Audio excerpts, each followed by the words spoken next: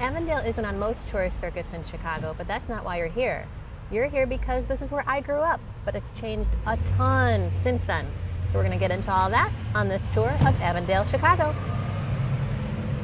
So where is it? Avondale is on Chicago's northwest side. The neighborhood is generally bordered by Addison Street to the north, Diversey Avenue to the south, Pulaski Road to the west, and the Chicago River Kennedy corridor to the east. Although locals sometimes debate exactly where Avondale ends and neighboring Logan Square begins. Avondale has long been one of Chicago's most Polish neighborhoods, shaped by waves of immigrants who arrived in the late 19th and early 20th centuries to work in the city's factories and rail yards. While the neighborhood has changed over the years, its Polish roots are still relatively easy to spot today. It's still there. That's the OG sign.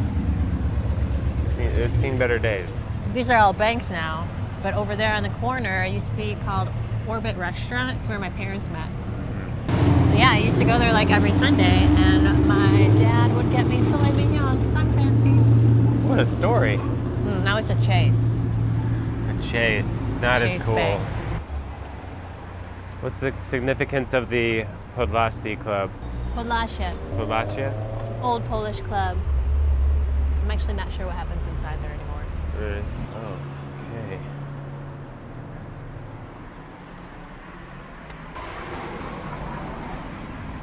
Seems like now they have hipster events. It is no longer a Polish club.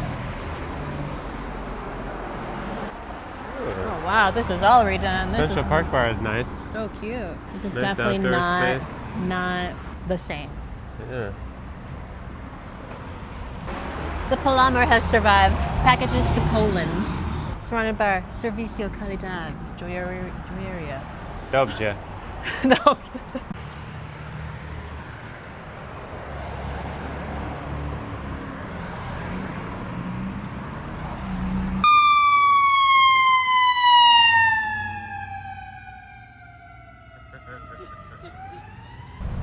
Traditional sausage shops, bakeries, and delis were main local fixtures, but in recent decades, Avondale has welcomed a growing Mexican and Latino population, adding new energy while continuing its immigrant traditions. Different but familiar. Let's walk. This used to be Madonna High School up here. I did not attend. I went to Good Counsel, Good Kennel, for those in the know. But it was a Catholic all-girls high school, and now I believe it's some kind of retirement community. So very different. McDonald's remains across the street for the old people. Next door used to be a grocery store, a Jewel, I believe. Now it's a Planet Fitness. Fascinating, I know. Growing up in Avondale in the 1980s and 90s, right near Belmont, Milwaukee, I was surrounded by the neighborhood's strong Polish identity. My family was Polish, so we shopped at the local delis and sausage shops, picked up bread and pączki from neighborhood bakeries, attended Polish churches. I was even sent off to Polish school on Saturdays. Back then, Avondale was very much a working-class neighborhood where many families had roots in Poland, and that culture was woven into everyday life. Even today, you can still see traces of that history throughout the neighborhood, in between the reminders of what it was like, even for me back then. What happened at this gas station over here? I used to get hollered at there. You used to get hollered at. It also used to be full of day laborers, but no longer due to recent events. They persist. BK and the Taco Bell. They persist. I think we gotta pay him a visit, just to pay homage.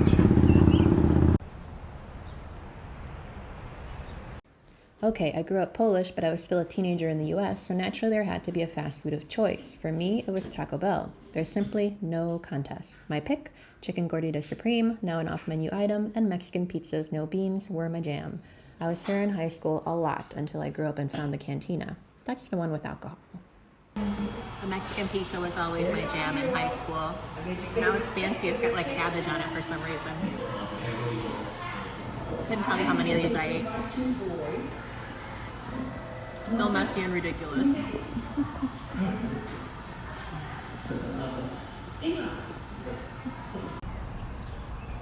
Sharotka, this florist, she did our wedding flowers.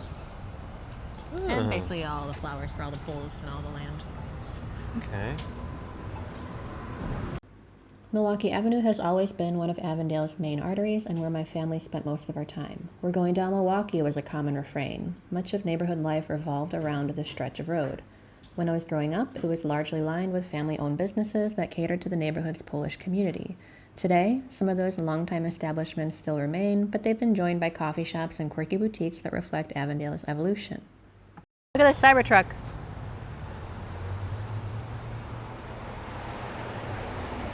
Kick it while you go by. Green light, must wait. Yeah.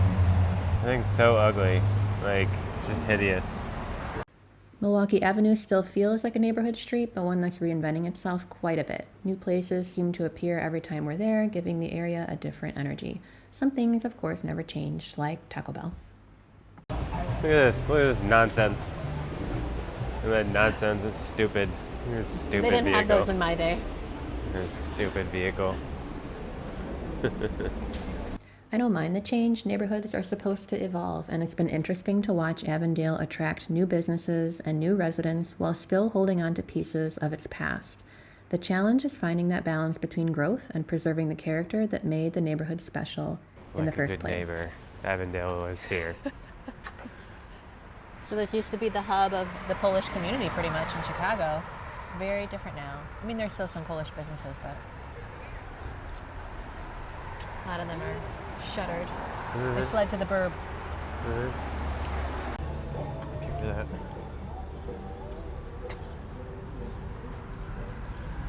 You know, things are gentrifying when a brewery moves in. Yeah. Used to be all Polish dive bars.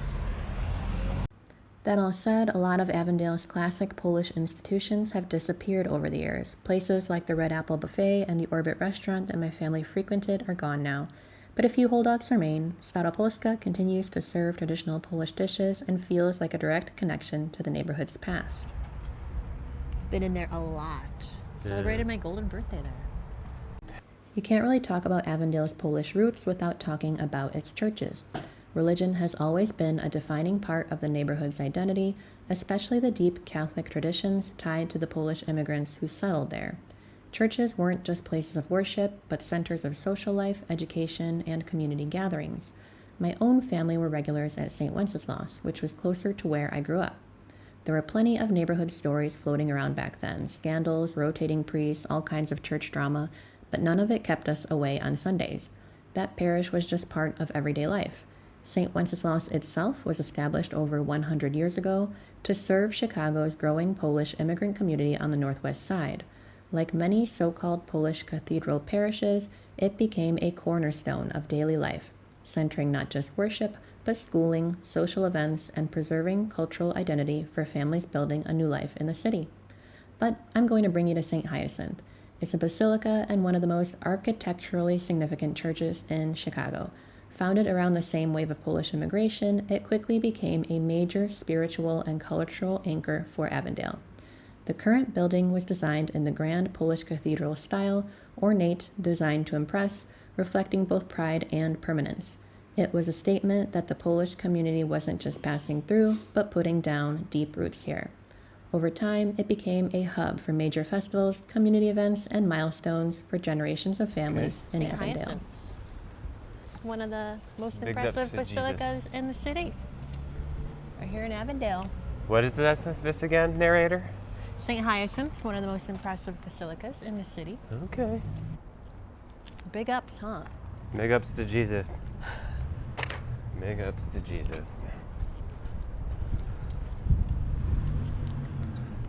You think that's PJ too? Probably. That one says Polska on it. Polska. Means Poland. Bardzo dobrze, Brian. Poland. Polska.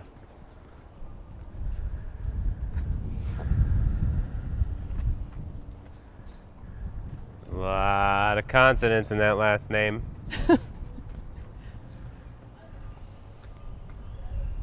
Everyone, it's PJ too.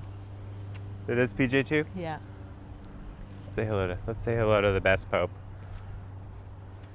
And I honor the military, and then I honor the best pope, Johannes Paulus PP2.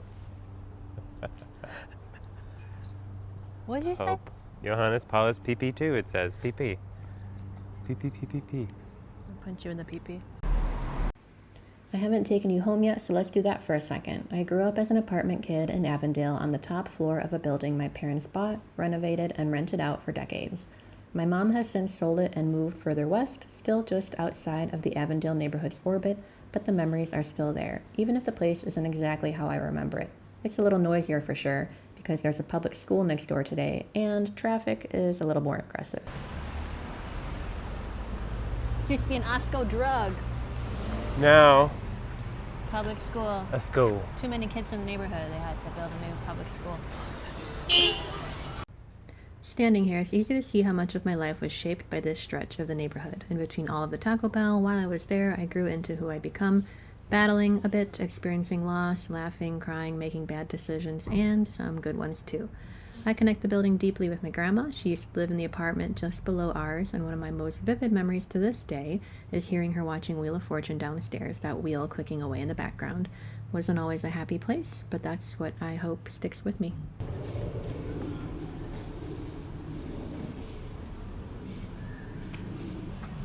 Does it feel being back? A lot of memories in there. Yeah. A lot of memories. Why does it seem smaller? Like the building seems smaller. A little bit, yeah. It's a nice building. Window units persist. Per se. Hands off Chicago in the window. Oh, yeah, I like that.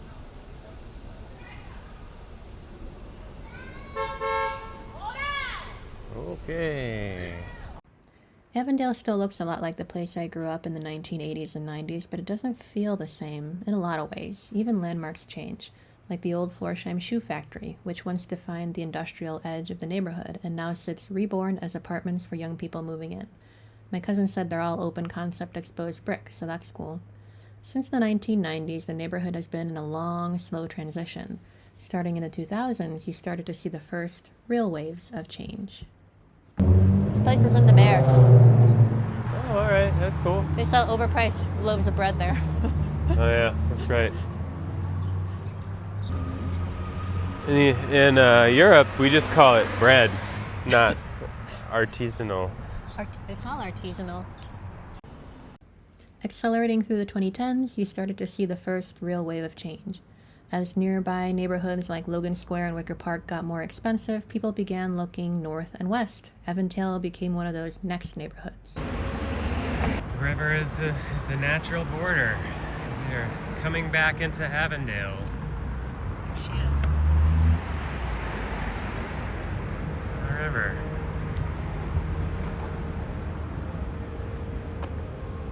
Avondale was close to transit, close to Milwaukee Avenue, still relatively affordable, and full of older buildings with potential.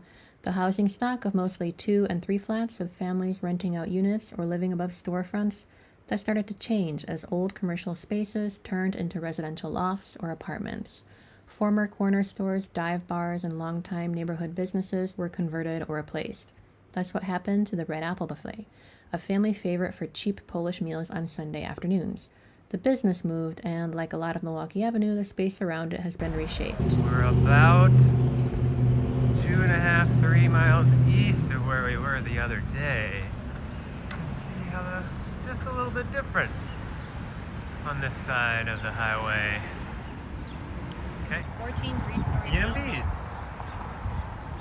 All right, Yimbies for the win! 8 of them will be affordable. Nice. By the 2010s and into the 2020s, the pace picked up. New construction filled in empty lots, higher-end rentals moved in, and single-family homes went for prices that would have been hard to imagine when I was growing up. With that has begun a shift in who can realistically move into the neighborhood. Main intersection, Belmont, Elston, and California.